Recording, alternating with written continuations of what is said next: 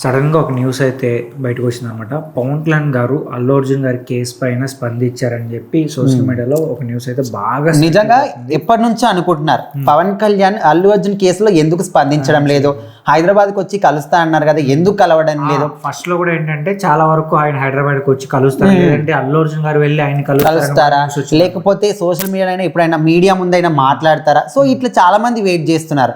So మొత్తంగా ఏమనుకున్నారంటే ఇక్కడ ఎలక్షన్ సమయంలో నంద్యాలకు వెళ్ళి ఈయనకు సపోర్ట్ గా చేయకుండా ఇండైరెక్ట్ గా అంటే వాళ్ళకు సపోర్ట్ గా చేసినందుకు కోపం ఉందేమో ఇట్లా అనుకున్నారు. జస్ట్ ఫ్రెండ్షిప్ కోసం వెళ్ళాను, నేనేమో పార్టీ ప్రచారం కోసం రాలేదు, ఆయన కలవడానికి కోసం వచ్చా అని చెప్పి ఆయన అనుకున్నాడు. ఓకే, సో ఇప్పుడు ప్రజలు అనుకుంటుంది అనమాట ఇది, అంటే వాళ్ళ మధ్య ఇవన్నీ ఏం లేకపోవచ్చు. సో అక్కడికి వెళ్ళినందుకు ప్రచారం చేసినందుకు ఆ కోపంతో ఈ విధంగా సపోర్ట్ చేయడం లేదో మాట్లాడడం లేదో అనుకున్నారు. సో మొత్తానికైతే ఇప్పుడు మీడియా ముందైతే అల్లు అర్జున్ కి సంబంధించి ఈ కేసు కోసం అయితే ఆయన మాట్లాడడం జరిగింది.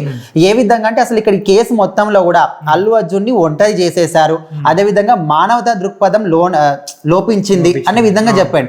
ముఖ్యంగా చూసుకుంటే అసలు గోటితో పోయేదాన్ని గొడ్డల వరకు తెచ్చుకున్నారనే విధంగా మాటలు చెప్పడం జరిగింది. అంటే మీరు జరిగిన వెంటనే వాళ్ళ ఫ్యామిలీ దగ్గరికి వెళ్ళి మాట్లాడి ఉండే, లేదంటే వాళ్ళ ఫ్యామిలీ పరామర్శించి ఉంటే సో ఇంత జరిగేది కాదు, వాళ్ళకి ఏదో అప్పుడే మీరు అండంగా ఉంటే సరిపోయింది కదా అని చెప్పి ఆయన కనీసం అల్లు అర్జున్ కాకపోయినా కనీసం టీం వాళ్ళనే స్పందించి వెంటనే వెళ్ళుంటే ఇంతవరకు వచ్చేది కాదు కదా.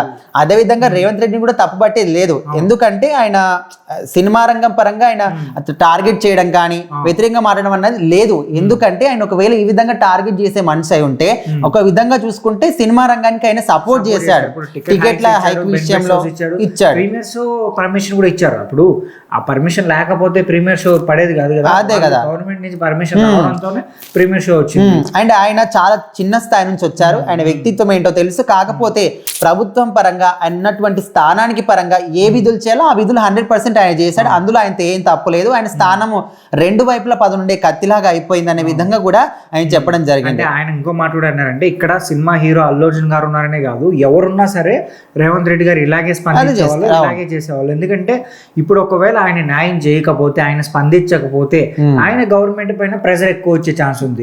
ప్రజలు మీరు ఏం చేస్తున్నారు, ఆ రోజు ఆ సంఘటన జరిగింది కదా, సో మీరు ఎంతవరకు యాక్షన్ తీసుకున్నారు, సో మీరు సైలెంట్ గా ఉంటే అలా ప్రెజర్ చేస్తారు. ఇంకా ప్రతిపక్ష పార్టీల గురించి మనం చెప్పనక్కర్లేదు, వాళ్ళు చిన్న గ్యాప్ దొరికితే చాలు మాట్లాడేస్తారు. వ్యతిరేకంగా ఎప్పుడు మాట్లాడదామని వాళ్ళు ఆల్రెడీ కాచు కూర్చుంటారు కాబట్టి దొరికిందే తాడు ఖచ్చితంగా మాట్లాడతారు. అండ్ ఇంకోటి విషయం ఏంటంటే ఇప్పుడు ఏ పెద్ద హీరో అయినా ఖచ్చితంగా వాళ్ళ అభిమానుల ముందు అభివాదం చేయాలని, వాళ్ళ రెస్పాండ్ ఏంటి తెలుసుకోవడానికి ఖచ్చితంగా ట్రై చేస్తారు. కాకపోతే ఈ కేసులో మాత్రం అల్లు అర్జున్ చాలా ఒంటరిగా చేసేస్తారు. ఇక్కడ ఎవరిది తప్పని చెప్పలేము. అల్లు అంటే అని చెప్పిన మాటల ద్వారా ఎవరికి సపోర్ట్ చేసినట్లేదు.